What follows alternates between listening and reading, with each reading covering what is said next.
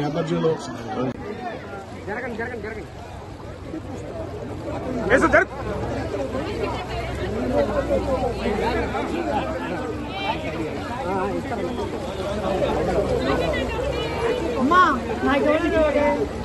Side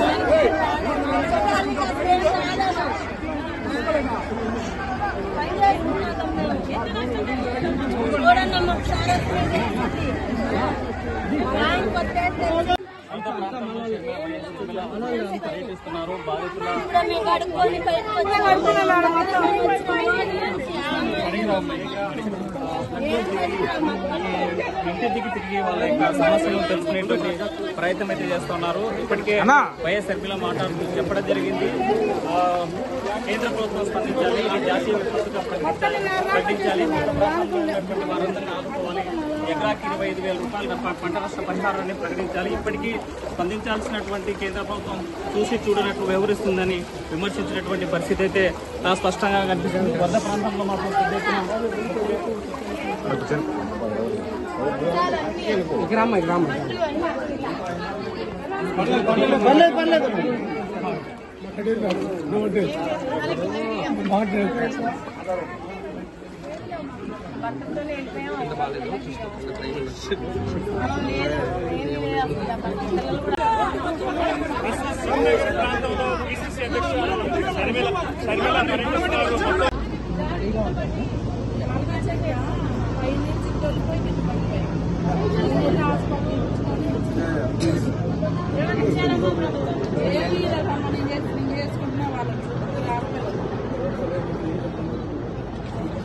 2 రోజులు భరించలేక బాధ అల్లాడుతున్నారు.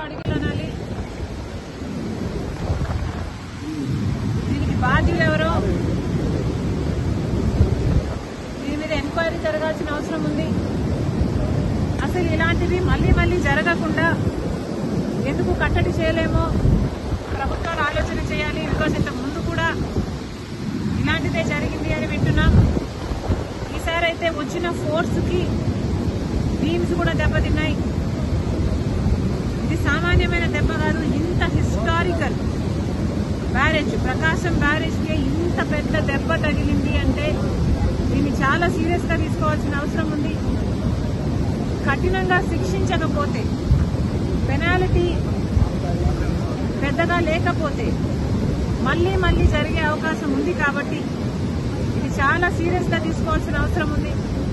అంతేకాకుండా యాజ్ సూన్ యాజ్ పాసిబుల్ మరమ్మతులు కూడా చేయాల్సిన అవసరం ఉంది.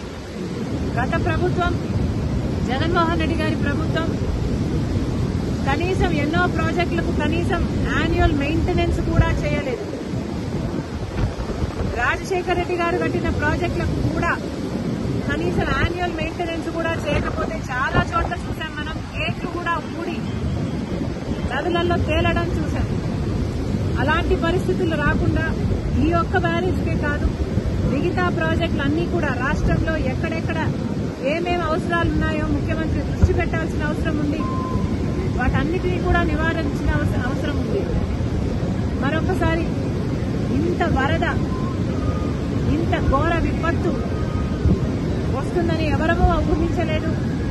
కానీ రెయినీ సీజన్ అంటేనే రెయిన్స్ వచ్చే సీజన్ కాబట్టి వీలైనంత వరకు ప్రికాషనరీగా ముందుకు ముందే ప్రభుత్వాలు అధికారులు ఆలోచన చేసి డ్యామేజ్ కంట్రోల్ మోడ్లోనే రెయినీ సీజన్ మొదలు నుంచి ఉండాలని కాంగ్రెస్ పార్టీ కోరుతుంది. ఈ బ్యారేజ్కు సంబంధించి వెంటనే చర్యలు తీసుకోవాలి. ఎవరు దీనికి అకౌంటబుల్లో, ఎవరు దీనికి రెస్పాన్సిబుల్లో వెంటనే కనుక్కోవాల్సిన అవసరం ఉంది.